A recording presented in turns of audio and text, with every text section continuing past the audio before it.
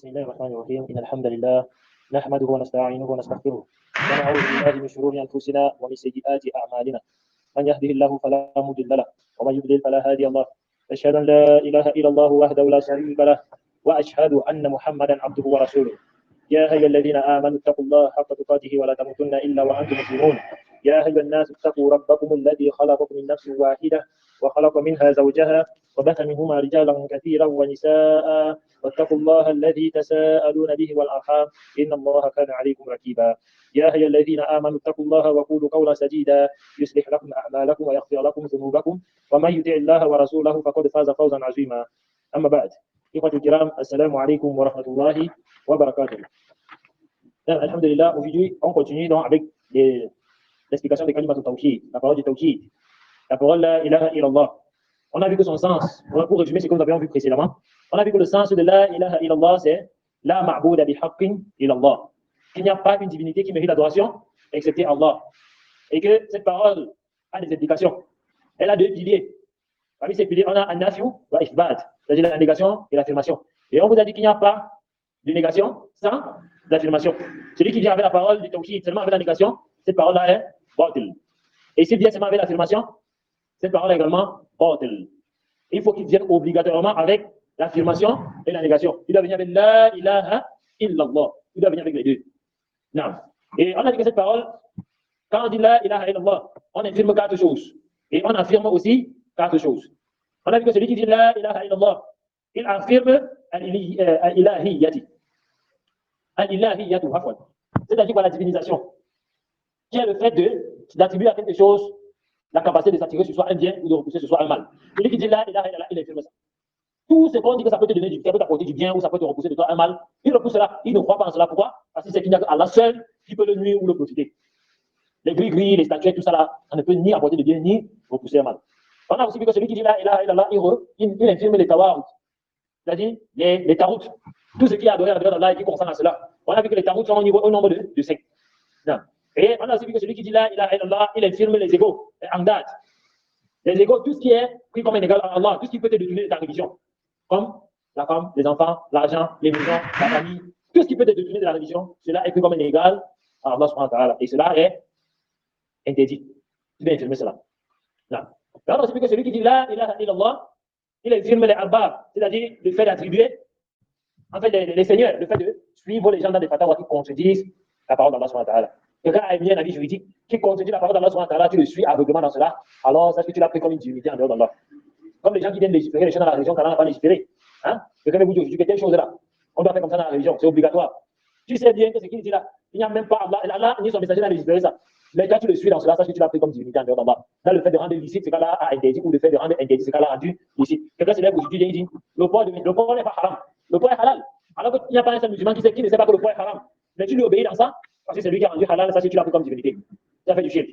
D'accord? Quelqu'un a licite l'alcool. Il dit que non, l'alcool n'est pas haram. Il dit qu'Allah dit dans le Coran, Koulou washrabu, il commence à boire l'alcool. Et les gens commencent à le suivre dans ça. Ça là, ils l'ont pris comme divinité. Il y a des gens qui viennent avec ça. Tu le vois, il boit l'alcool, il dit qu'Allah dit Koulou washrabu, Allah dit manger et buvez. Il commence à boire l'alcool. Ça là, il a pris, si tu l'obéis dans cela, ça fait que tu l'as pris comme une divinité avec Allah subhanahu wa ta'ala. Non. Et on a aussi vu que celui qui dit là, il affirme également quatre choses. Les quatre choses qu'il affirme. On a dit qu'il affirme al-qasd, c'est-à-dire l'objectif, l'intention, la pureté de l'intention. Il a dit que dans tout ce qu'il fait, il ne recherche que la satisfaction d'Allah subhanahu wa ta'ala. Il ne fait pas une chose parce qu'il veut la satisfaction des gens. Ou que les gens disent que non, celui-là c'est un grand cheikh, machallah. Ou celui-là, il fait beaucoup les sadakas. Ou celui-là, il a construit la mosquée. Ou celui-là, il nourrit les orphelins. Là, tout ce qu'il fait, il ne cherche que la satisfaction d'Allah. Il n'attend pas que les gens le remercient.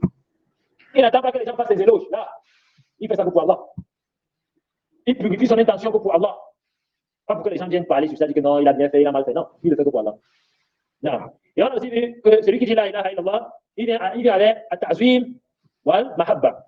La glorification et l'amour. Il affirme la glorification et l'amour. Il ne reconnaît dans tous les biens qui lui arrivent que la grandeur d'Allah subhanahu wa ta'ala et le bienfait d'Allah sur lui. Il ne vient pas ici là, il ne remet pas les œuvres qui lui arrivent aux gens. Là, il sait que si j'ai les enfants, c'est Allah subhanahu wa ta'ala qui m'a donné. Si j'ai quel bienfait, c'est Allah subhanahu wa ta'ala qui m'a donné. Même si ce bien-là vient d'une personne. C'est-à-dire quoi? Allah a utilisé une personne pour te donner un bien. C'est-à-dire Allah a utilisé une personne pour te donner 50 000. Ou bien Allah a utilisé une personne pour te donner des enfants. Dans le mariage, monsieur, hein, une femme qui est partie faire le zina, elle a eu l'enfant, elle dit alhamdulillah, c'est le bienfait d'Allah dans le zina. C'est Allah qui t'a donné l'enfant là, mais ce n'est pas un bienfait comme tu penses là. Ce n'est pas pas un bienfait comme tu parles, parce que tu as eu un enfant dans le zina, et c'est grave. Non. Donc, tous les bienfaits qui t'arrivent viennent de la part d'Allah subhanahu wa ta'ala. Mais si Allah subhanahu wa ta'ala a utilisé une personne pour te donner ce bienfait, tu remercies aussi la personne. Mais tout en sachant que le bien vient de la part d'Allah. Parce que le prophète sallallahu alayhi wa sallam a dit, Lam yashkuru nas, lam yashkuru Allah. Celui qui ne remercie pas les gens, il ne remercie pas Allah. Donc, si quelqu'un a attribué un bienfait à une personne, tu dois remercier cette personne en disant, madame, Allah te récompense en bien. Vous voyez, en invoquant Allah subhanahu wa ta'ala de le récompenser, mais tout en sachant que ce bien que tu as eu vient de la part d'Allah subhanahu wa ta'ala. Que si ce n'était pas le bien d'Allah subhanahu wa ta'ala sur toi, cette personne ne t'aurait pas donné ce bien que tu as reçu. Est-ce que vous avez compris? Même la connaissance, le fait de recevoir une science, le fait d'apprendre une connaissance de quelqu'un, c'est un bienfait d'Allah subhanahu wa ta'ala sur toi. Combien de personnes ne sont pas ici pour profiter? Ou combien de personnes ne sont pas profitées pour écouter? C'est dans ce que toi, Allah subhanahu wa ta'ala t'a facilité que tu puisses écouter. Donc, nous sommes privés de ce bienfait. Mais toi, tu fais de sortir de ce bienfait en ayant pris une chose qui va t'aider dans ta religion et qui va te rapprocher d'Allah subhanahu wa ta'ala. Et le prophète Mohammed sallallahu alayhi wa sallam a dit, celui qui emprunte un chemin vers la connaissance, Allah subhanahu wa ta'ala lui facilite un chemin pour le paradis. Toi qui empruntes un chemin pour rechercher la connaissance, c'est un bienfait d'Allah subhanahu wa ta'ala sur toi qui n'a pas donné à tout le monde. Donc tu dois être reconnaissant envers Allah subhanahu wa ta'ala sur cela. C'est ça qu'on appelle al-ta'zim. Al-mahabba, c'est l'amour. Tu dois aimer Allah subhanahu wa ta'ala plus que tout. Et on vous a expliqué dans les cours précédents que trois choses. Lorsqu'il se retrouve dans le cœur du serviteur, il goûte cette à la saveur de la foi. La première, c'est qu'il aime Allah et son messager plus que tout. La deuxième, c'est que lorsqu'il aime quelqu'un, il doit aimer que pour Allah. C'est-à-dire que tu aimes une personne qui fait des efforts. Dans ce cas-là, donc tu aimes ce cas-là, et tu détestes ce cas-là, détestes. Et là, on a vu que la troisième, c'est quoi? C'est que tu détestes retourner à la mécréance comme tu détestes te voir jeter dans le feu de l'enfer. Tu dois détester retourner à la mécréance. Cela va te pousser à chercher toutes les causes qui mènent vers la foi. Est-ce que vous comprenez? Et parmi ces causes, c'est quoi? La recherche de la science. Non. Non. Et celui qui dit là, ilaha illallah, il affirme également al-khawf wa raja. C'est-à-dire la crainte et l'espoir. Il place son espoir en Allah et il n'a peur que d'Allah subhanahu wa ta'ala. Il n'a pas peur de créatures. Aucune créature ne peut lui faire du bien, du mal. Il sait que c'est Allah subhanahu wa ta'ala dont il doit avoir peur. Hein? Et il ne doit placer son espoir qu'en Allah subhanahu wa ta'ala. Il sait que c'est Allah qui va le récompenser pour ses biens. C'est Allah subhanahu wa ta'ala qui va lui pardonner. C'est Allah subhanahu wa ta'ala qui va lui donner les bienfaits. C'est Allah subhanahu wa ta'ala qui va lui sortir dans les difficultés. C'est Allah subhanahu wa ta'ala qui est tout pour lui en fait. Il place sa confiance en Allah. Il sait que c'est Allah subhanahu wa ta'ala qui peut le mettre en enfer. Et c'est Allah subhanahu wa ta'ala qui l'a fait sortir. C'est Allah subhanahu wa ta'ala qui peut le prouver par un mal. Alors il a peur d'Allah subhanahu wa ta'ala. Il se précipite vers le bien. Parce qu'il sait qu'Allah subhanahu wa ta'ala dit tout mal qui vous touche, c'est Dieu à ce que vous ont fabriqué. Et il pardonne beaucoup.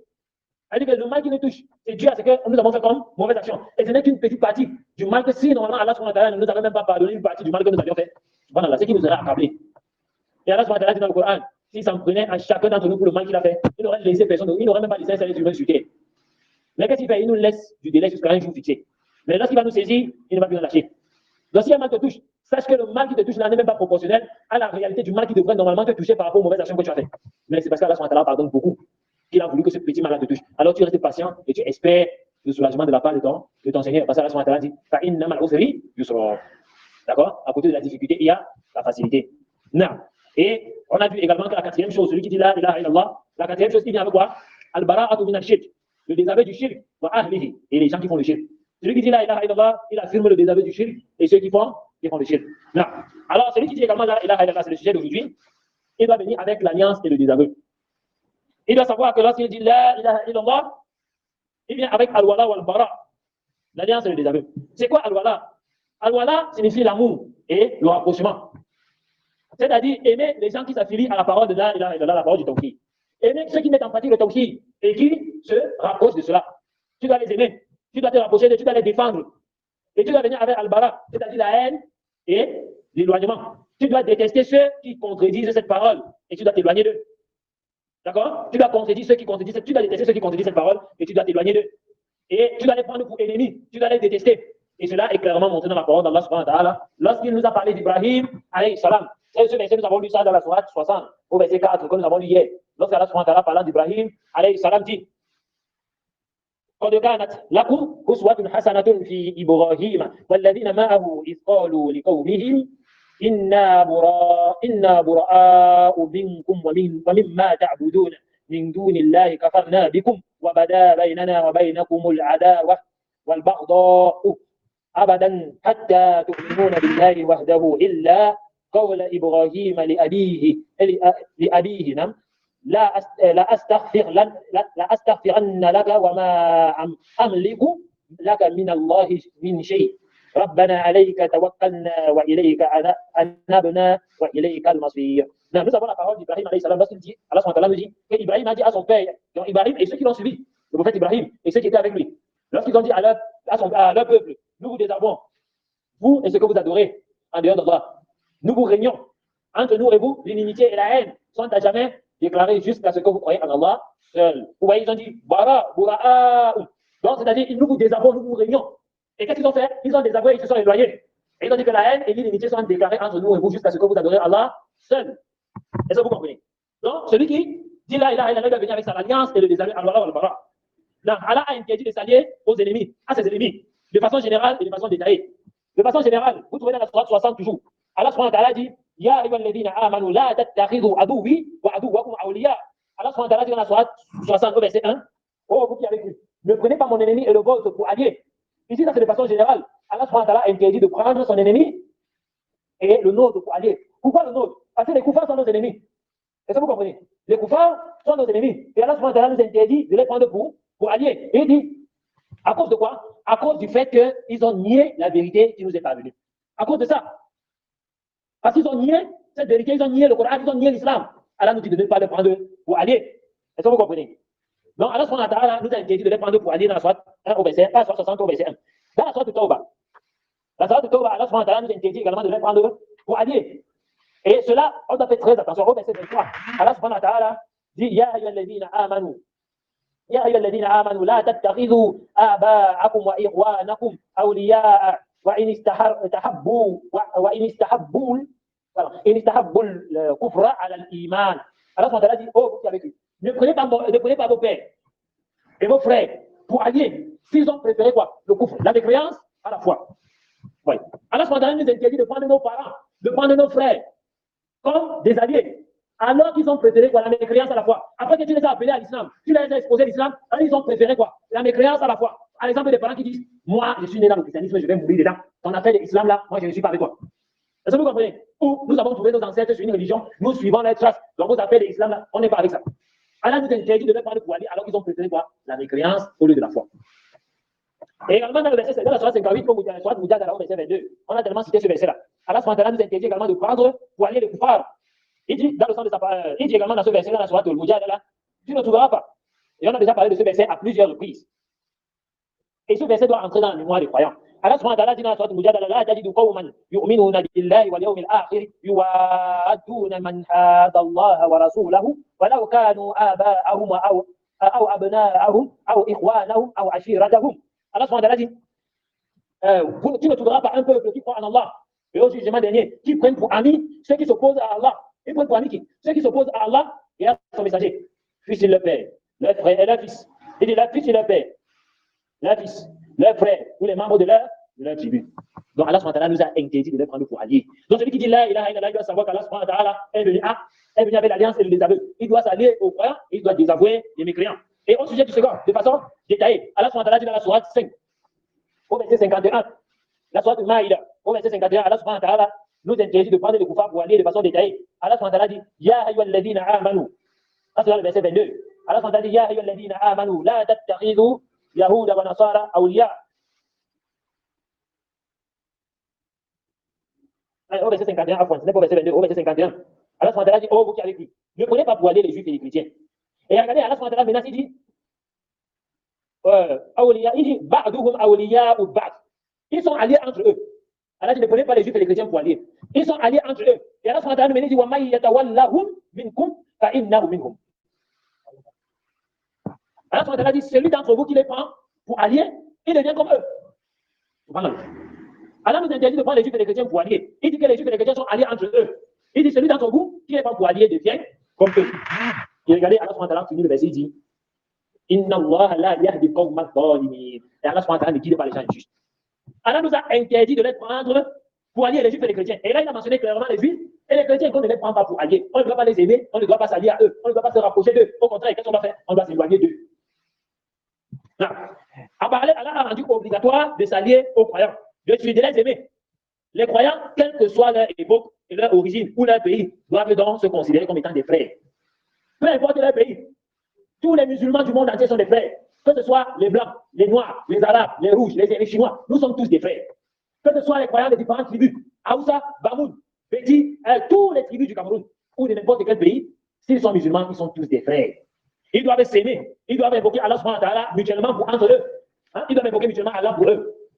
Ils doivent demander à Allah subhanahu wa ta'ala d'accorder la grâce et son pardon les uns aux autres. Et le messager d'Allah sallallahu alayhi wa sallam dit dans la sunna, Et l'image du croyant dans les liens d'amour qui les unit. L'image des croyants par rapport à l'amour qui les unit et la miséricorde et la compassion qui les unit, les uns les autres, est celle d'un même corps. Si l'un d'entre eux, si l'un des membres du corps est malade, c'est tout le corps qui souffre de l'insomnie et de la fièvre. Vous voyez. Les croyants sont unis les uns les autres. Ils s'aiment mutuellement. Ils se soudent mutuellement les uns les autres. Ils se soutiennent. Ils viennent au secours les uns envers les autres. Si un souffre, c'est comme si c'est tout le corps, c'est toute la communauté qui souffrait. Mais malheureusement, cette réalité, on a perdu. Vous voyez, le musulman, il est prêt à défendre un kafir par rapport à son frère. Il est prêt à défendre un kafir par rapport à son frère. Quand il dit son frère ici, je parle de son frère par rapport à la tribu, par rapport à l'islam, par rapport même à la race. Vous voyez, voilà le musulman camerounais. Il se trouve dans un pays peut-être comme la France. Hein? Un musulman français a un problème avec un autre Camerounais qui est kafir. Vous voyez, le musulman camerounais, il est prêt à défendre le kafir qui est camerounais comme lui, contre son frère qui est français, son frère musulman qui est français. Voilà. C'est parce que la fraternité a foutu le camp. Vous voyez, un musulman camerounais, il est prêt à défendre un Camerounais qui est kafir sur un arabe qui est musulman. Ça, c'est pas beau pays, Horace. Et on voit également ça avec les arabes. On voit un arabe, il est prêt à défendre un arabe qui est kafir par rapport à un Camerounais qui est musulman. Parce que la fraternité a disparu. Je parle de façon générale, hein, parce qu'il y a des exceptions. Non. Et regardons maintenant dans notre pays. Non, franchement, les exemples, par rapport aux arabes et aux pays étrangers, les gens voient ça comme étant loin d'eux. Mais non seulement dans notre pays. Un musulman Haoussa, il est prêt à défendre le kafir qui est Haoussa comme lui, sur un Bamileke qui est musulman. Il est prêt à lui faire même la guerre pour défendre un kafir qui est Haoussa. Ou un Bamoun est prêt à te faire la guerre.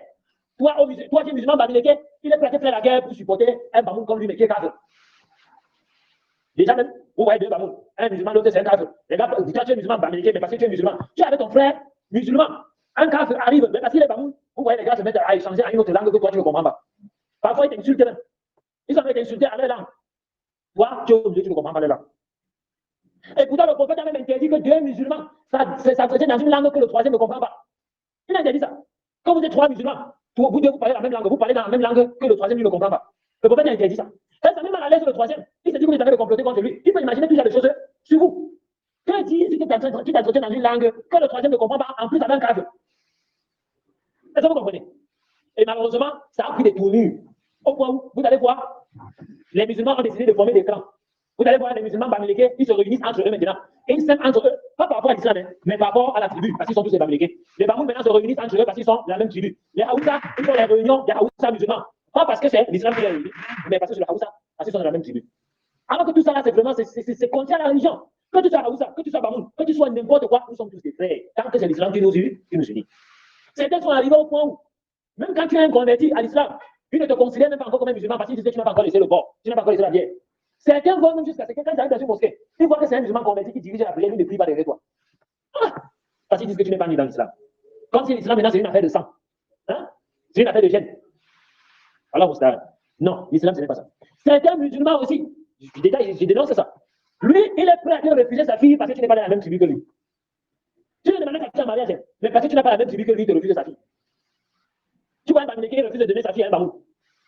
Tu vois un Bamoun, il refuse de donner sa fille à un Haoussa. Il refuse de donner sa fille en mariage à un Bamileke. Bon, ce qui est le plus fréquent, c'est même ils refusent plus de donner leur fille à un Bamileke que de donner aux autres. Bon, c'est ce qui est le plus fréquent. On refuse plus aux Bamileke. Musulmans. Même pas qu'il est seulement musulman, il est même musulman, mais il est pervers. Là, un musulman qui suit la sunna, qui suit la religion là-bas, il refuse de donner sa fille parce que tu es Bamileke. Malheureusement, c'est ce qu'on voit. Alors que l'islam a cassé ces frontières-là. Tu es un musulman, tu es malade, ils sont messagers, on te donne la fille. Mais alhamdoulilah, il y a des gens qui ont déjà compris. Il y a des papas qui sont Haoussa, ils ont des filles. Ils cherchent même les gens des tribus bamileke pour donner leur fille en mariage. Pas parce que c'est la tribu qui l'aime, non, mais pour casser cette affaire du tribalisme dans leur tribu. Vous voyez certains bamoun qui donnent leur fille à un bamileke. Vous voyez certains bamileke qui donnent leur fille à un bamoun. Alhamdoulilah, c'est ça qui est voulu par l'islam. Vous voyez les arabes, il ne peut pas donner sa fille à un Camerounais ou à un étranger. Alors que c'est un musulman, comme lui. Donc, on doit dénoncer, on doit effacer tout cela. Le prophète Mohammed sallallahu alayhi wa sallam a montré le lien d'amour et de miséricorde qui lie les croyants. De telle sorte que si un frère se lève et dit mon frère, je me marier, je n'arrive pas à trouver une sœur pour le mariage. Tous les musulmans se mobilisent pour lui chercher une sœur. Normalement, c'est ce qui devrait être. Tous les musulmans se mobilisent pour lui chercher une sœur. On dit que non, notre frère n'est pas marié, non, il faut qu'il se marie. On se mobilise pour chercher une sœur. Là, vous voyez quelqu'un là, il a sa sœur qui meurt dans le célibat à la maison. Il y a son frère qui sait que non, celui-ci est célibataire, il n'est pas marié. Il préfère que sa soeur meure dans le célibat. Il ne donne pas sa soeur mariée. Pourquoi? Parce que ce n'est pas la même tribu. Parce qu'il ne parle pas le même patois. Subhanallah. Où est la miséricorde? Peut-être que lorsqu'un musulman, on sait que celui-ci, il a éprouvé, tous les musulmans se mobilisent pour le soutenir. Normalement, c'est ça l'amour qui devrait exister entre les musulmans. C'est pour ça que celui qui dit la ilaha illallah, il devient ton frère. Regardez l'époque des compagnons du prophète Muhammad sallallahu alayhi wa sallam. Vous savez Abu Sofyan, vous pensez qui est Abu Sofyan? Et qui vous dira qui est Abu Sofyan? Abu Sofyan faisait partie des plus grands ennemis du prophète Muhammad sallallahu alayhi wa sallam. Hind, vous connaissez Hind? La femme d'Abu Sofyan, celle qui a engagé un individu pour tuer Hamza, l'oncle du prophète Muhammad sallallahu alayhi wa sallam. Abu Sofyan a tué combien de musulmans? Mais lorsqu'il a dit la ilaha illallah et qu'il a entré dans l'islam, vous avez entendu qu'un seul compagnon lui dit que il est devenu le frère de tous les musulmans. Aujourd'hui, on dit Abu Sofyan, radiallahu anhu. Allah l'a agréé. Et puis il a tué les parents, il a tué les enfants, il a tué tous les musulmans qu'il a tués là. C'était le père de quelqu'un, c'était le fils de quelqu'un, c'était l'oncle de quelqu'un, c'était la tante de quelqu'un parmi les femmes qu'ils ont tuées. Mais lorsqu'ils sont devenus musulmans, ils sont devenus quoi? Les frères des musulmans. Aujourd'hui, on évoque la miséricorde d'Allah sur eux. Ils ont combattu les musulmans, ils ont tué les musulmans. Mais seulement pour ça, le fait qu'ils ont dit la ilaha illallah et qu'ils sont entrés dans l'islam, ils sont devenus les frères. Quand les musulmans aujourd'hui n'allaient pas casser cette affaire de tribu là, quand ces musulmans-là, à cause du lien de l'islam, le Muhajiri, il arrive à Médine, le Ansar, il le reçoit comme si c'était son frère. Au point où un autre lui dit, oh mon frère, j'ai 2 femmes. Choisis parmi elles celle que tu veux, je la divorce, elle devient ta femme. Parce qu'il sait que son frère n'a pas de femme, il a besoin de femme. Il dit que choisis la femme que tu veux, je la divorce et tu la prends. Tu la maries. Nous, on fait ça. On fait ça. L'autre vient avec tous ses biens, il met devant son frère comme ça, il divise en 2. Il dit que ça c'est pour toi, ça c'est pour moi. À cause de quoi? La ilaha illallah. Ils avaient compris l'amour qui les unissait. Un autre avant de mourir, il met dans son héritage une partie de ses biens pour son frère, qui est musulman, Muhajiri. Ils étaient prêts à mourir pour les frères. Ils dit mourir pour les frères. Après, ces 2 hommes morts pour les frères, pour défendre les frères. Al-Wala wal-Bara, l'alliance et le désaveu. Ils avaient compris ça. Ils avaient compris ça. Et le prophète Mohammed a aussi dit, le croyant avec son frère croyant est comparable à un édifice dont les briques se soutiennent les uns les autres, les unes les autres. C'est ce qu'il a l'imam Bukhari et Muslim. Regardez, vous voyez cette maison, cette mosquée. Est-ce que vous avez entendu la brique d'en bas là se plaindre que c'est elle qui porte toutes les briques qui sont dessus d'elle? Là, vous ne voyez pas que ces briques là se soutiennent les unes les autres. Elles se soutiennent les unes les autres. Aucune brique ne se plaint de l'autre. Pourquoi? Parce qu'elles sont soutenues, elles ont la même croyance, elles sont sur la même religion. Parce qu'elles sont constituées, tous ces briques-là ensemble constituent quoi? Un édifice renforcé. C'est comme ça que les musulmans devraient être solides comme un édifice renforcé. Et l'exemple de cela, c'est dans la prière. Vous voyez souvent dans la prière, on a l'impression que, on demande aux musulmans de s'aligner, vous voyez 2 musulmans s'aligner, on a l'impression que l'un ne peut même pas coller son pied avec l'autre. Comme si les gars se détestaient. Alors que les signes de l'union, c'est qu'ils se collent les uns les autres. Ils se collent les uns les autres. Ils se soutiennent mutuellement. Quand un est dans une difficulté, tous les musulmans se mobilisent pour le soutenir. C'est comme ça que les musulmans devraient être. Au point où une personne ne mange pas chez lui, en ayant connaissance que l'autre est chez lui, comme ça il doit affamer. Il se rassure que ses frères sont en train de dormir avec le ventre plein. Mais non, aujourd'hui, c'est nafsi. Nafsi. Chacun pense qu'à son ventre. Quand ça va que le prophète Mohammed sallallahu alayhi wa sallam dit que ce qui nourrit une personne peut nourrir 2 personnes. Mais aujourd'hui, c'est nafsi. Non. Et le prophète Mohammed sallallahu alayhi wa sallam dit aussi, le musulman est le frère du musulman. Il ne doit pas le léser, il ne doit le tromper, il ne doit pas le trahir. Et il ne doit pas le livrer à l'ennemi. Il ne doit pas le mépriser. Il ne doit pas le léser, le frapper, le tromper. Il ne doit pas le trahir lorsqu'il lui fait confiance. Le musulman te confie, un frère te confie son secret, il dit pardon, garde ça pour toi, ça ne doit pas sortir. À peine il a tourné le dos que tout le Cameroun est au courant. Tu l'as trahi. Tu ne dois pas également le livrer à l'ennemi. Un musulman fuit son ennemi, il vient demander asile chez toi. Tu refuses. Parfois même, on vient te demander qu'il est où. Tu es le premier à dénoncer. Il est là-bas. Voilà là où il habite. Je le connais. Attendez, venez, je vous accompagne. Voilà là. Tu es le premier à aller le dénoncer. Alors, vous savez. Et on voit la situation, même Dieu musulman a des problèmes. Il part au commissariat. Toi, musulman, tu amènes ton frère au commissariat. Pour que les koufars. Tu es dans un pays musulman, oui, c'est normal. Devant le juge musulman, parce que tu sais qu'il va trancher avec la loi. Dans la subhanahu wa ta'ala. Mais toi, tu vas porter plainte à ton frère musulman devant le tribunal des koufars. Puisqu'on a encore des demandes, tu dis que non, il m'a fait ceci, il m'a fait cela. Devant les koufars. Et parfois, c'est à propos de quoi? L'air de vie de banane. Les 500 qui t'a payé, il a obligé de venir. Mon frère, si il a obligé de venir, confie à Allah subhanahu wa ta'ala, c'est tout. Confie à Allah subhanahu wa ta'ala, c'est tout. Moi, pour un problème de bananier, hein, pour un problème de leadership, tu portes ton frère, tu amènes au commissariat. Pour que les koufars changent sur votre problème. Vous voyez des femmes musulmanes qui prennent leur mari, elles amènent au service social. Tu amènes ton mari au service social. Pour qu'il tranche sur votre problème. Alors qu'Allah subhanahu wa ta'ala vous a déjà dit dans le Coran que lorsqu'il y a litige entre un homme et son épouse, on prend un habit de la famille de la femme et un habite de la famille de l'homme. Les deux s'asseyent, ils exposent le problème et on tranche entre eux. Mais tu vois que tu amènes ta femme ou ton mari au service social. Pour qu'une femme qui ne connaît même pas comment un foyer islamique se passe, vienne changer. Et parfois la femme même qui vient changer, vous n'êtes même pas mariée. Elle va vous dire que j'ai le conseil. Vous voulez que j'ai le conseil. Quand la femme va commencer à parler, elle dit ouais, il te fait ça, vraiment, c'est méchant, vraiment, ton mari là, c'est même que j'ai le mari comme ça. Elle ne même pas mariée. Elle te conseille. Elle te conseille. Elle te conseille sur quoi? Sur quoi?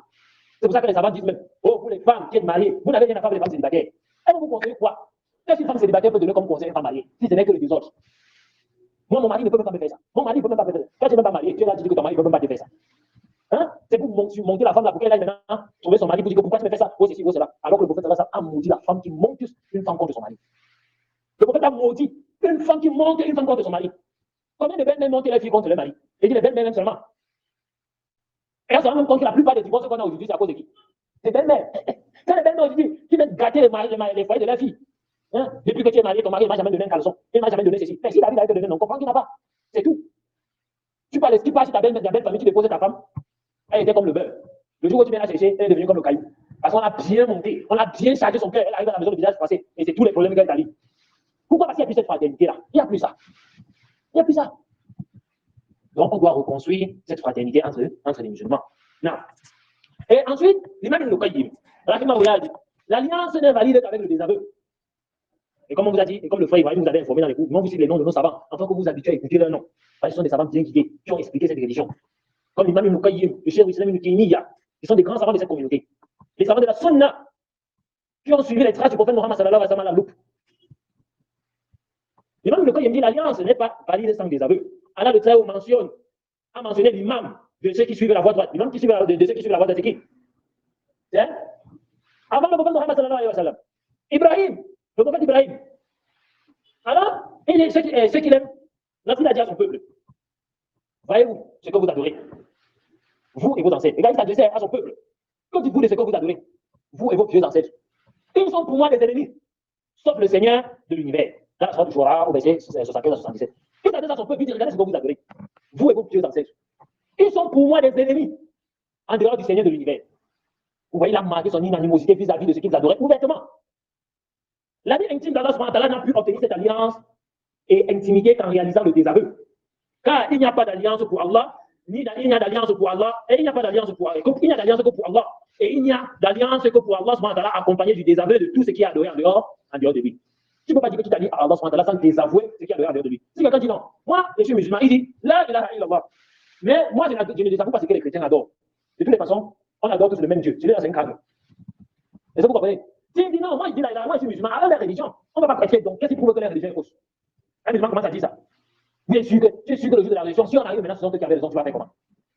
Regardez, hein, déjà des expressions comme ça. Celui qui doute, c'est un kafir. Il n'est pas musulman, son là, il a, ne sert à rien. Est-ce que vous avez compris?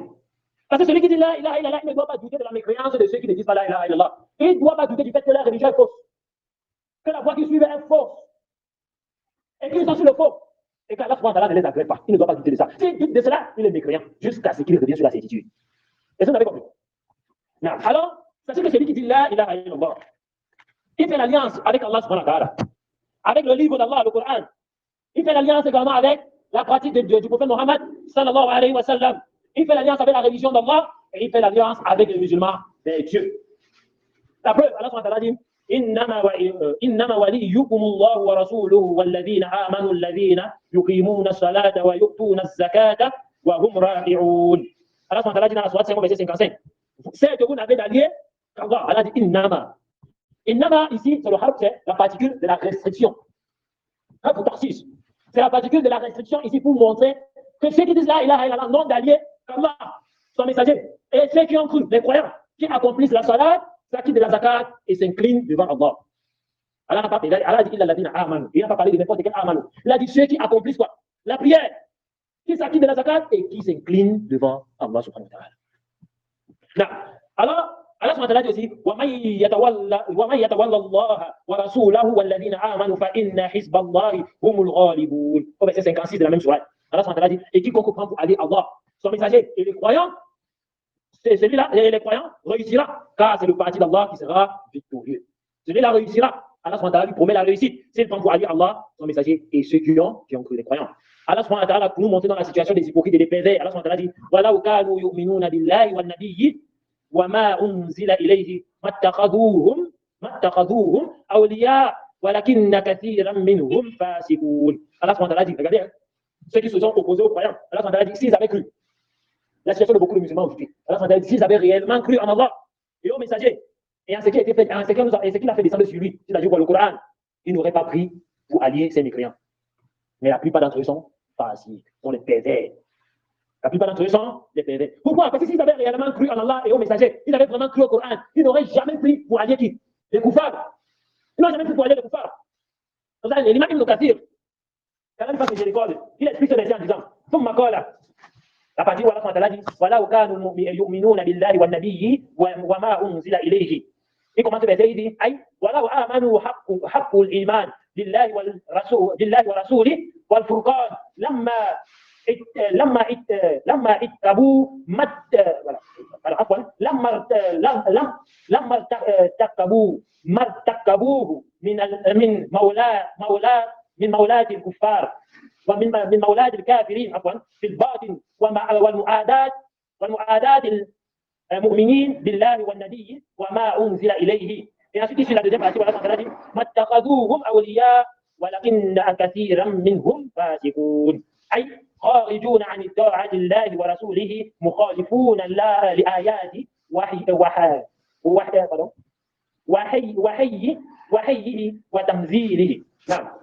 Allah subhanahu wa ta'ala dit, le cheikh Ibn Kathir, quand même, il dit, Allah subhanahu wa ta'ala dit, s'ils avaient cru en Allah et aux messagers et à ce qui a été fait descendre sur eux, c'est-à-dire, s'ils avaient cru réellement en Allah et aux messagers et au Coran, au discernement, le Coran, et ils n'auraient pas fait ce qu'ils ont fait comme alliance avec les mécréants, dans l'intérieur et la haine qu'ils avaient vis-à-vis des croyants.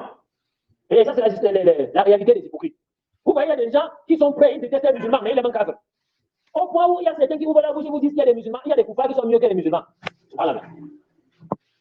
Vous avez des musulmans, ils vous disent qu'il y a des koufars qui sont mieux que les musulmans. Et ça, c'est faux. Sachez, quelle que soit la perversité d'un musulman, quelle que soit la perversité d'un musulman, celui-là est meilleur qu'un kafir, même s'il est Dieu. Est-ce que vous comprenez? Un kafir, quelles que soient les bonnes actions qu'il fait, à cause de sa mécréance, il ne sera jamais meilleur qu'un musulman, même si le musulman l'a fait tout, il a péché. Tant qu'il est musulman. Est-ce que vous comprenez? Allah subhanahu wa ta'ala dit, les koufars sont les pires des créatures. Et les musulmans sont les meilleurs de toute la création. Les meilleurs de toute la création. Quand il dit la ilaha illallah, et qu'il ne contredit pas sa parole du tawhid, il reste le meilleur de tous les koufars. Mais maintenant, ces hypocrites, qu'est-ce qu'ils font? Ils prennent pour aller les koufars et ils détestent les croyants. Allah subhanahu wa ta'ala dit que s'ils avaient réellement la foi, ils n'auraient pas pris, ils n'auront pas fait ce qu'ils ont pris comme alliance envers les mécréants et comme inimitié qu'ils ont eu envers les croyants. C'est pour ça que le cheikh dit, c'est-à-dire, ils sont sortis de l'obéissance d'Allah et de son messager et ils ont divergé des signes d'Allah, de ces signes, dont les signes d'Allah, de sa révélation et de ce qu'il a fait, descendre. Est-ce que vous avez compris? Donc, il est important pour le croyant de faire très attention avec cela. Allah subhanahu wa ta'ala dit, ترى كثيرا منهم يتولون الذين كفروا قال يتولون الذين كفروا. Allah subhanahu wa ta'ala dit, et tu vois la plupart d'entre eux s'allier aux mécréants. Donc, prendre les mécréants pour allier. Mujahid, c'est un des tabi'in, un des élèves de compagnie, dit Yani bidhalik al-munafiqin. Il dit, c'est-à-dire, ces versets concernent qui? Les hypocrites. Et il n'y a que les hypocrites qui font ça. Qui prennent pour allier les koufars au lieu de croyants. Est-ce que vous comprenez? Donc, il n'est pas permis à un musulman qui dit la ilaha illallah de s'allier aux koufars. Et l'alliance aux koufars, c'est le fait de les prendre pour amis, le fait de les imiter dans ce qu'ils font, de s'habiller comme les koufars, de marcher comme les koufars, de suivre les traditions mécréantes, le fait de s'identifier à eux. Ça, c'est une forme d'alliance avec les mécréants. Le musulman ne doit pas s'allier aux koufars. Au contraire, qu'est-ce qu'il doit faire? Il doit s'identifier avec les mécréants. Il doit faire la différence. Il ne doit pas ressembler aux mécréants. Il ne doit pas se coiffer comme un mécréant. Il ne doit pas s'habiller comme un mécréant. Il ne doit pas marcher comme un mécréant. Il ne doit même pas parler comme un mécréant. Hein? Vous voyez les musulmans aujourd'hui qui parlent comme des rappeurs. Les musulmans aujourd'hui qui parlent comme des rastafariens. Ça, c'est un langage propre coupable. Ça, c'est un langage propre coupable. Si tu veux parler la langue française, parler la langue française normalement, comme ce qui est connu. Mais commencer à parler le franc-anglais, commencer à parler le argot, tout ça. Ça, c'est une langue qui est spécifique aux mécréants qui n'est même pas reconnue. Est-ce que vous comprenez? Le musulman ne doit pas s'habiller comme un kafir. Il y a des musulmans aujourd'hui, ils passent même en route. Tu lui donnes il ne peut pas te donner la salam. Tu ne peux pas lui donner la salam. Parce que tu le vois, tu ne sais pas si c'est un musulman. Il te donne la salam, tu te dis, allez, pourquoi? Parce que tu doutes si c'est un musulman ou c'est un kafir. Parce qu'il est habillé comme un kafir. Il est coiffé comme un kafir. On ne doit pas se coiffer comme un mécréant. On doit diverger les mécréants. On ne doit pas s'assimiler à eux. Mais qu'est-ce qu'on doit faire? On doit être différent d'eux. Différent. Eux-mêmes parmi eux. Quand il regarde, il sait que non, ça, celui-ci, c'est un musulman. Celui-ci, il est avec nous. Est-ce que vous comprenez? Mais parfois, on connaît le musulman que lorsqu'il vient à la mosquée. Parfois, même les gens, même, ils viennent même à la mosquée. Parfois, tu es au minbar, tu le regardes, tu ne sais pas si c'est un kafir qui est venu aussi s'asseoir parmi les musulmans ou c'est un musulman. Parce qu'il a tout suivi, c'est comme il a dit comme un kafir, il est coiffé comme un kafir, il a mis les chaînes. Parfois, il vient avec du coup, il a l'image de bon mal et dessiné dessus. Il est à la mosquée. Tu le regardes, tu ne sais pas si c'est un kafir qui est venu se réfugier parmi les musulmans, mais c'est un musulman, donc tu ne sais plus. Pourquoi? Parce qu'ils sont assimilés au kuffar. Ils ont pris le kuffar pour allier. Vous voyez les musulmans qui fêtent Noël, les musulmans qui fêtent Nouvel An, qui fêtent voilà. Et les musulmans, pourquoi? Parce qu'ils ont pris pour allier le kuffar. Ça, c'est l'hypocrisie. Ça, c'est l'hypocrisie. Le musulman doit se différencier du kuffar. Même dans les noms. Tu vois, les musulmans, ils s'appellent Bouba. Un musulman qui s'appelle Alfred, qui s'appelle Saker. Un musulman qui s'appelle Christophe, Jean-Pierre, subhanallah. Et tu regardes, ce n'est pas un converti. Tu demandes que Jean-Pierre, mon ami, tu es musulman, il s'appelle Jean-Pierre. Pourquoi? Parce qu'ils ont pris les noms des kuffars. Ils ont détesté les noms des musulmans, ils ont aimé les noms des kuffars. Ça, c'est une forme d'alliance avec les mécréants. Tu vois un musulman, il a bien la barbe, machin, le khamis, tout. Il a salam alaikum, wa alaikum salam. Masmouka, comment tu t'appelles? Il dit, Ismi Jean-Pierre. Tu dis, hein? Jean-Pierre? Jean-Pierre, comment encore mon frère? Tu t'appelles Jean-Pierre? Hein, mon frère? Et pourtant, on a les noms islamiques. Hein? On a les noms musulmans. Donc, on doit faire très attention avec cela. Le musulman qui dit la ilaha illallah, il doit s'allier avec Allah. Le messager et les croyants, il doit s'allier à la sunna du prophète Muhammad sallallahu alayhi wa sallam, il doit s'allier aux croyants. Non. La preuve de l'alliance avec le Coran, Allah subhanahu wa ta'ala dit Ya ayyuhalladhina amanu, amanu billahi wa rasulihi wal kitabi alladhi nazzala ala rasulihi. C'est la sourate 4, verset 136. Allah subhanahu wa ta'ala dit Oh, vous qui avez cru, soyez fermes. Soyez fermes dans votre foi en Allah, au messager et au livre qu'il a fait descendre sur son messager. Et Ibn Kathir, il a commenté le verset, voilà, il dit Wal kitab alladhi nazzala ala rasulihi. Il a dit Yani al-Qur'an. Le livre qu'il a fait descendre sur son messager, c'est quoi? C'est le Coran. On doit être ferme sur ce livre. On doit le prendre comme guide et on doit le prendre comme la voie que nous devons suivre. Est-ce que vous avez compris? Non. L'alliance avec la religion. La preuve qu'on doit s'allier à la religion d'Allah. Allah subhanahu wa ta'ala dit Ya ayyuhalladhina amanu khulu fi silmi kaffa. Allah subhanahu wa ta'ala dit Oh, vous qui avez cru, entrez en plein dans l'islam. Entrez en plein dans l'islam. Silmi, قال عوفي عن ابن عباس ومجاهد وطاووس والضحاك وإكرمة والقتادة والسدي وابن زيد في قوله ادخلوا في السلم يعني الإسلام. Alors nous avons Al-Awfi, il a dit, d'après Ibn Abbas, d'après Mujahid, d'après Taous, d'après Ad-Dahak, Al-Ikrima, wa Qatada, wa Saddid, wa Ibn Zayd, ils ont dit, en concernant la parole d'Allah subhanahu wa ta'ala, lorsqu'Allah dit Udukhulu fi silmi, ici ça veut dire l'islam. Allah subhanahu wa ta'ala dit entrer en plein dans l'islam.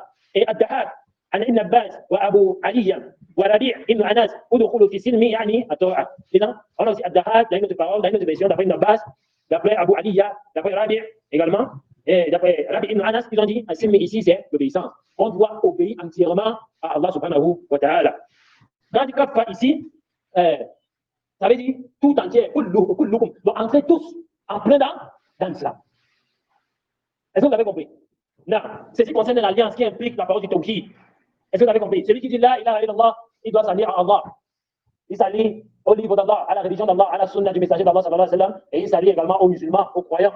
C'est Dieu parmi eux. Et Allah subhanahu wa ta'ala a dit soyez avec les véridiques, ceux qui disent la ilaha illallah en toute vérité, c'est-à-dire les gens de la sunna. Le musulman ne s'allie pas avec n'importe quel musulman. Là, il s'allie avec les musulmans qui sont sur la vérité. Il ne s'allie pas avec les gens de l'innovation. L'alliance avec les croyants se divise en deux. Il y a l'alliance qui est générale. On s'allie avec tous les musulmans de façon générale parce qu'ils ont dit la ilaha illallah. Vous savez, s'ils meurent en prie sur lui, on demande à Allah subhanahu wa ta'ala de lui pardonner, d'être de lui faire miséricorde. Mais il y a l'alliance spécifique. On s'allie ici de façon spécifique avec ceux qui sont sur le tawhid, avec les gens de la sunna. Et on se désavoue également des gens de la bid'a par rapport à la bid'a qui sont venus avec dans la religion. On se désavoue les gens du faux et des égarements, même s'ils se prétendent d'être des musulmans. Pourquoi? Parce qu'ils sont venus, ils ont contredit la sunna du prophète Muhammad sallallahu alayhi wa sallam. Dans le cas de désaveu, on se désavoue totalement vis-à-vis de ce qui contredit cette attestation. Et on a dit que Al-Bara signifie, le désaveu signifie la haine et l'éloignement. On déteste et on s'éloigne. Allah subhanahu wa ta'ala dit, regardez, Allah subhanahu wa ta'ala lui-même, il dit, Bara'atum min Allahi wa rasulihi ila alladhina a'atum min al-mushrikin. Allah subhanahu wa ta'ala dit dans la surah du Tawbah au verset 1. Allah n'a même pas commencé dans la surah par la basmala. Regardez, hein, pour montrer l'importance. Allah n'a même pas commencé la surah par Bismillah ar-Rahman ar-Rahim, comme il avait l'habitude de faire dans d'autres surahs. Allah subhanahu wa ta'ala a commencé désaveu de la part d'Allah et de son messager à l'égard des associateurs avec qui vous avez conclu un pacte. Allah a commencé la surah par le désaveu. Il dit désaveu de la part d'Allah et qui? Et de son messager à l'égard de qui? Les mouchriquins. Les koufars avec qui vous avez conclu un pacte. Allah subhanahu wa ta'ala désavoue les mouchriquins, les koufars.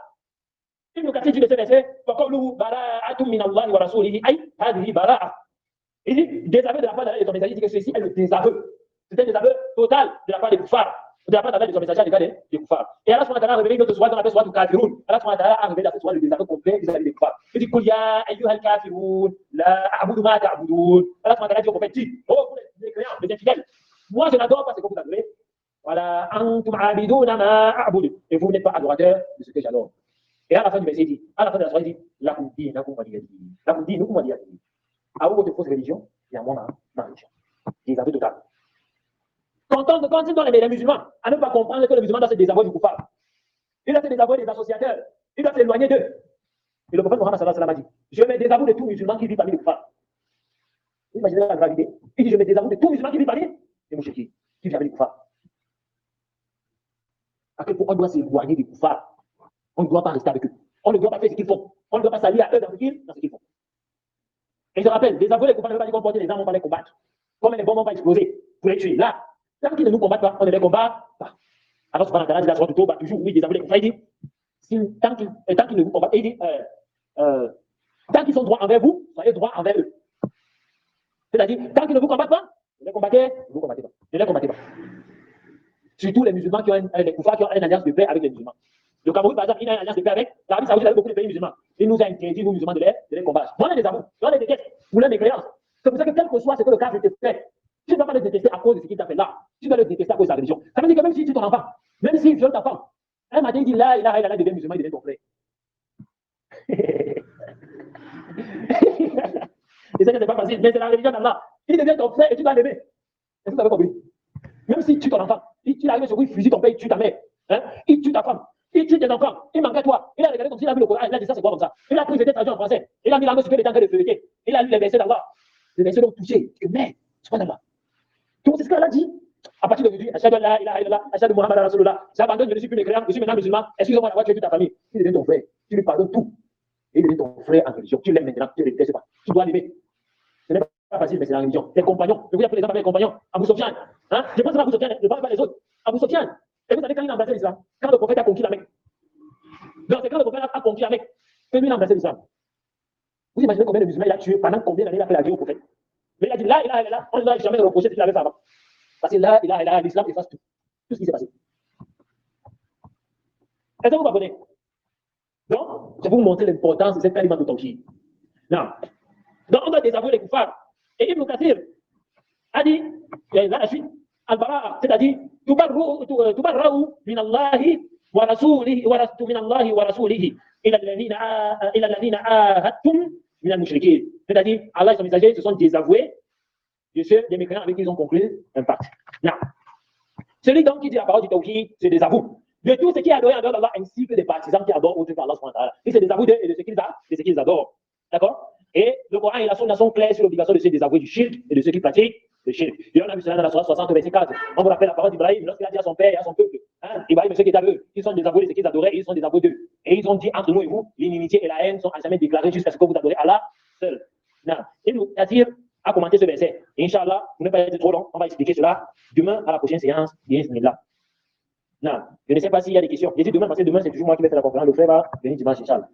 Non, je ne sais pas s'il y a des frères qui ont des questions en ligne et devant nous là, par rapport à ce qu'on a vu. Demain, on va voir le désaveu, Inch'Allah, avant d'entrer maintenant dans les mérites. Là, il a illallah. Non. Ceux qui sont en ligne, s'ils ont des questions, ils appuient juste au milieu là. Non, le frère Astar. Non, pas de Yari. Non, pas de Yari.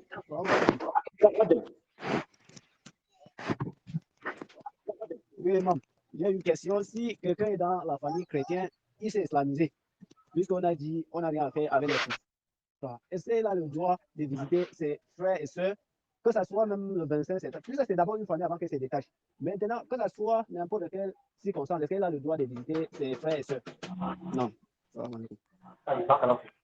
La question du fait, c'est que si quelqu'un a son frère et il est le seul dans est-ce qu'il est permis que le par exemple, à travailler, il est là les autres comme le mariage, le deuil, le funérail, tout ça, il vient c'est ça la question. Non, alhamdulillah, par rapport à la question du frère, en fait, celui qui se convertit à l'islam et qui a la famille qui est mécréante, il ne doit ni les assister, ni les aider en quoi que ce soit dans tout ce qui est contraire à notre religion.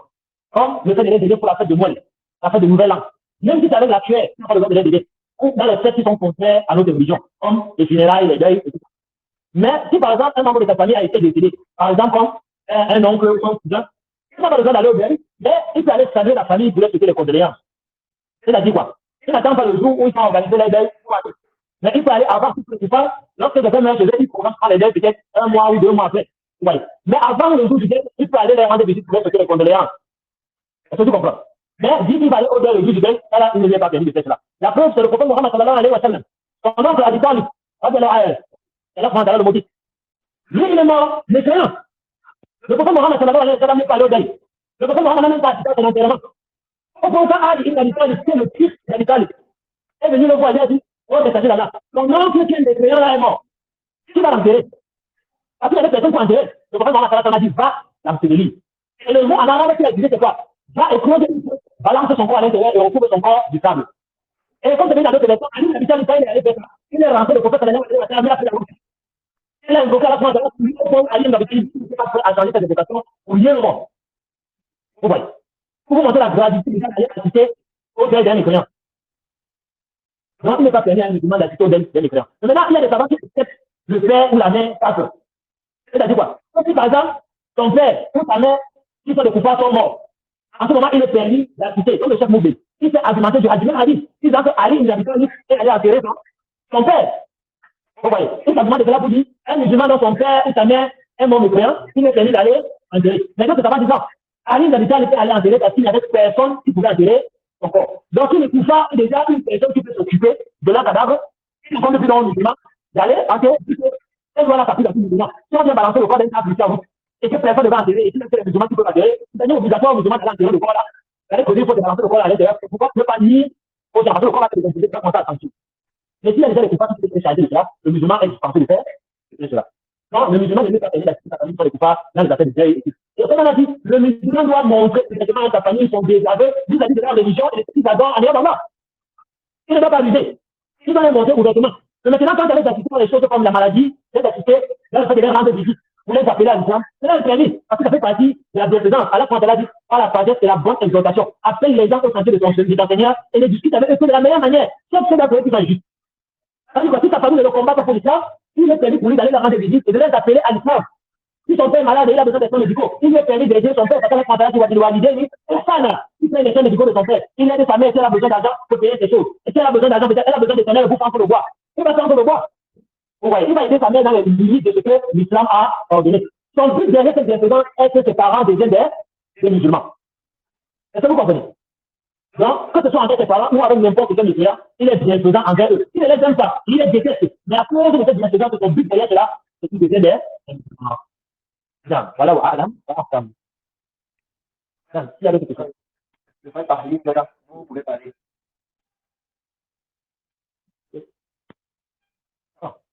Comment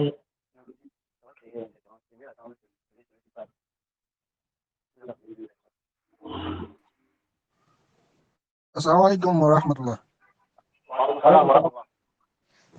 Non, ma préoccupation concerne le désaveu dont vous avez parlé vis-à-vis des koufars. J'aimerais savoir, est-ce que le désaveu concerne tout ce qui te concerne entre le koufar, donc c'est-à-dire les affaires mondaines, ou ça concerne uniquement des affaires religieuses? Alhamdulillah, wa tawfiqa. On parle ici du désaveu vis-à-vis des koufars, ça concerne les affaires de la religion et de leur religion. Quand ce sont mondaines, comme le fait d'acheter des koufars et de vendre des koufars, ça c'est permis. Le prophète Mohammed sallallahu alayhi wa sallam a cité des juifs et il vendait aux juifs. Il empruntait même à certains juifs, c'était des choses, vous voyez. Donc ça n'entre pas dans l'alliance qui est blâmable vis-à-vis des koufars. Vous voyez. Mais ce qui est interdit, c'est l'alliance dans leur religion ou dans les choses qui sont propres aux koufars concernant les affaires religieuses. Vous voyez. Par exemple, un musulman qui porte les vêtements peut-être que le frère se porte, ou un musulman qui se porte comme les mécréants, ou un musulman qui parle comme les mécréants, ou le musulman qui prie comme les mécréants, ou un musulman qui assiste les mécréants dans leur religion, qui les soutient dans leur religion, qui les défend pour leur religion. Ouais, ça c'est haram.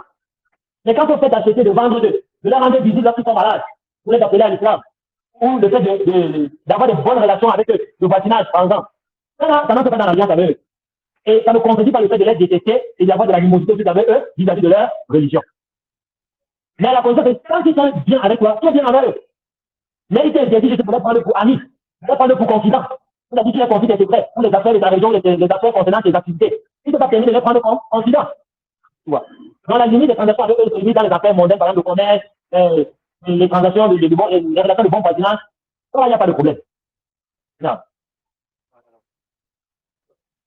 Rien fait également. Oui.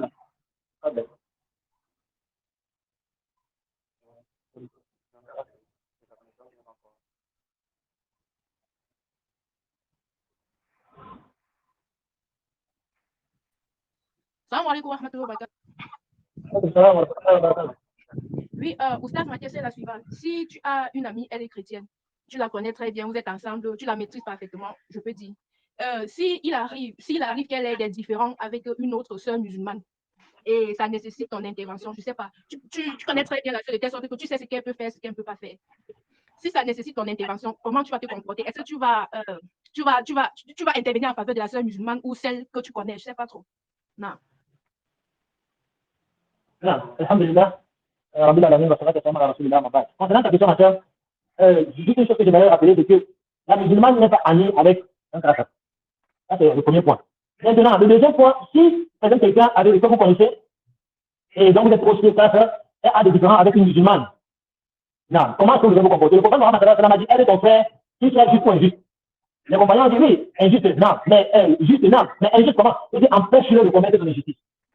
Ça veut dire que si une musulmane a un problème avec une kafir, et donc toi, tu es appelé pour trancher entre cette affaire, tu dois trancher avec justice. C'est-à-dire quoi? Si c'est la sœur musulmane qui a tort, tu la conseilles et tu lui fais comprendre de la manière la plus douce, que vraiment dans cette affaire, elle a tort. Parce que quand tu veux te ranger du côté du musulman, ce n'est pas de soutenir le musulman dans l'injustice. Là, il ne faut pas comprendre ça comme ça. Mais c'est de le soutenir, même quand il est injuste, tu dois lui montrer qu'il a fait une injustice. Et ça, c'est être juste avec lui et de le soutenir en sachant qu'il ne fait pas d'injustice. Donc, si elle a tort, tu lui fais comprendre de la meilleure manière que non, vraiment, ici, tu as tort. Et que c'est la kafir qui a raison. Et si c'est la kafir qui a tort et que la musulmane a raison, tu peux comprendre la kafir que ici, elle a tort. Parce que la personne qui va juger cette affaire peut amener aussi la kafir à devenir musulmane. Si elle voit que tu as jugé avec justice, mais si elle voit qu'il y a la justice, elle va dire les musulmans sont justice. Mais il faut donc juger cette affaire avec justice. C'est-à-dire que si c'est la musulmane qui a raison, si c'est la raison, et tu montres à la kafir qui a tort, avec justice. Et je tiens à signaler une chose. C'est que quand on dit que le musulman doit soutenir son frère musulman, c'est le soutenir que ce soit dans l'injustice ou dans la justice. Dans la justice, ça veut dire quoi? Tu le soutiens lorsqu'il a raison. Dans l'injustice, tu lui montres qu'il a eu tort. Ça, c'est le soutenir. Parce que s'il reconnaît qu'il a eu tort, il va demander pardon à Allah, il n'aura pas de péché. Là, tu vas venir en aide. Mais si tu le soutiens avec dire, il sait bien qu'il a tort, mais tu le soutiens avec lui là, vous devez porter le péché. Donc, il faut faire bien attention avec cela. Il faut bien faire attention avec ça. Donc, si un musulman et un kafir sont dans l'injustice, sont en litige, et qu'on t'appelle à juger, tu dois juger avec justice. Le prophète Mohammed sallallahu alayhi wa sallam a tranché entre un juif et un compagnon. Et il a dit au juif qu'il avait raison, et il a dit au compagnon qu'il avait tort. Il lui a montré là où il avait tort. Mais ce n'est pas un signe que tu t'es allié au coupable, non. Ce n'est pas un signe. Mais c'est un signe de justice parce qu'Allah a dit, il n'aime pas l'injustice, il nous a interdit l'injustice entre nous. Non, voilà, Alam. Le frère,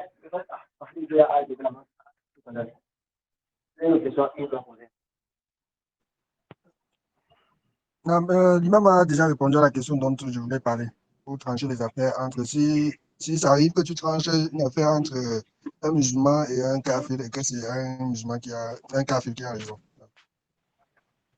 C'est ça qu'on va faire. Il y a d'autres questions, pas de.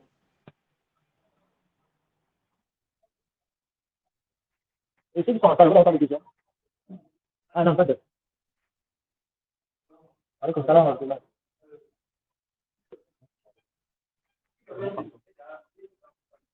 Non. Non. Non.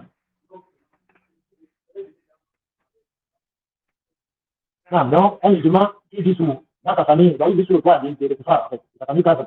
Et qu'ils organisent la fête de Noël, et on lui demande de participer aussi. Il a dit peut-être d'aider pour prendre le bois, ou pour mettre l'eau au feu, ou pour tuer la poulet, et tout ça. Comment est-ce qu'il va se comporter? Déjà, c'est comme nous disons. C'est que le musulman, à la base, il doit quitter. Si ça d'abord leur montrer que par rapport à leur fête, lui, il n'est pas avec eux. Il doit leur montrer ouvertement. Mais s'ils ne sont pas d'accord avec lui et qu'ils le combattent tout ça, il doit quitter. Est-ce que vous comprenez? Il doit leur montrer ouvertement que vraiment vos affaires là, moi, je ne suis pas avec vous. Votre fête là, moi, je ne fais pas ça. Je ne mange même pas la fête de ces jours. Mais si, après avoir montré son désaveu vis-à-vis de ça, si le combat par rapport à ça, peut-être qu'il le force, il veut le contraindre à faire ce qu'il est en train de faire, lui doit quitter l'endroit là. Il doit déménager, aller chercher, même si c'est une chambre, il est là-bas. Mais s'il n'a pas les moyens de le faire, et qu'il est en train de montrer son désaveu par rapport à ce qu'il fait, et qu'il le contraint à le faire, à ce moment-là, il va le faire sur la contrainte. Il déteste cela dans son cœur, et il fait cela parce qu'il le contraint, et il demande à la France de l'aider à sortir de cette maison pour aller faut aller mieux. Est-ce que vous comprenez? Parce que beaucoup de gens font la ruse.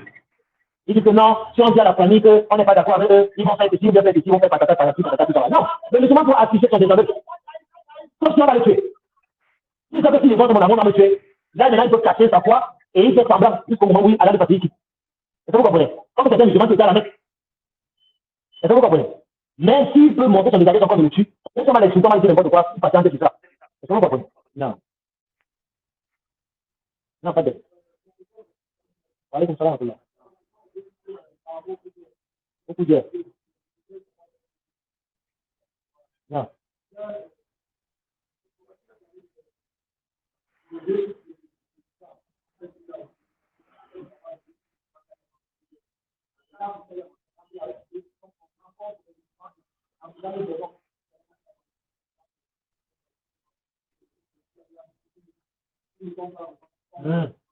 Non, madame, je comprends. Les deux types de koufars, il a marché dans le couille. Et il a parlé de koufars qui montrent ouvertement leur animosité vis-à-vis de l'islam, des musulmans. Et ils les combattent même. Oui. Et là, ceux, ils sont contre l'islam, mais ils ne combattent pas. Si vous regardez ici, comme ceux qui avaient l'idéologie de vivre ensemble. Ouais, tous ces gens qui avaient cette idéologie-là. Parce que dans l'islam, de vivre ensemble n'est pas dans le sens que les koufars l'avaient avec. En islam, on désavoue les koufars, mais on dit avec eux. On les montre ouvertement notre animosité vis-à-vis de leur religion, on les salue par eux. Mais tant que nous combattons, on ne combat pas. Est-ce que vous comprenez? Mais là, c'est maintenant qu'ils montrent l'animosité. Quand ils passent à la télévision, les musulmans ne respectent plus. Quand ils prennent le micro, ça bouge vraiment tranquille sur les musulmans. Ça, c'est un des attaques musulmans contre les avoues de lui. Et comme ils les attaquent généralement, si on peut l'attaquer généralement, on l'attaque aussi. C'est-à-dire qu'on expose son ignorance par rapport à l'islam, on expose ses erreurs et on le refuse. Est-ce que vous comprenez? Parce qu'ils nous combattent ouvertement.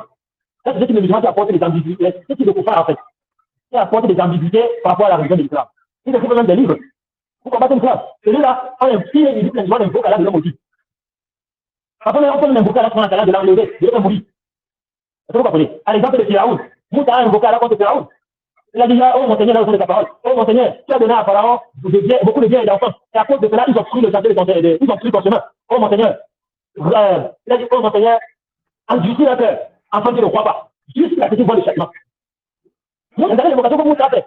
Et là, c'est Nuh, alayhi salam. Quand son peuple a été tellement hostile, il a invoqué Allah contre son peuple. Il a dit, oh mon Seigneur, mais il y a trop plein d'incidents qui fait.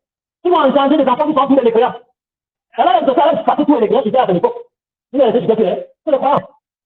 Est-ce que vous comprenez? Donc, d'autres sont des croyants qui montrent l'animosité avec l'islam, il est permis d'invoquer la pour maudit. Il invoque même Allah de les tuer. Mais quand on casse le combat par l'islam, on lui présente l'islam, on continue à la l'islam tout en demandant à Allah de les guider. Est-ce que vous comprenez? Non. Allez, comme ça, là, c'est là. Non.